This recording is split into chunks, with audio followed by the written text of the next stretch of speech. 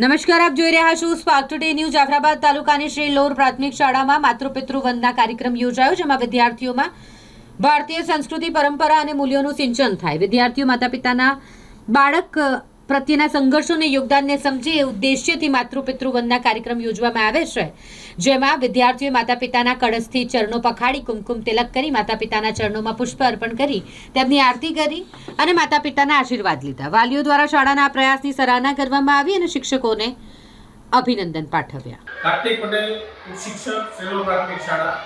સમગ્ર ગુજરાત રાજ્યની અંદર જ્યારે અત્યારે અલગ પ્રાથમિક શાળાઓની અંદર માતૃપિતૃ વંદન કાર્યક્રમ ચાલી રહ્યો છે, ત્યારે અમારી લોર પ્રાથમિક શાળાની અંદર પણ આજ રોજ માતૃપિતૃ વંદન કાર્યક્રમ રાખવામાં આવ્યો અને આની અંદર ઉપસ્થિત ગામમાંથી વડીલશ્રીઓ, યુવાન ભાઈઓ, માતાઓ, બહેનો અને સૌની ઉપસ્થિતિની અંદર આ કાર્યક્રમ રાખવામાં આવ્યો હતો।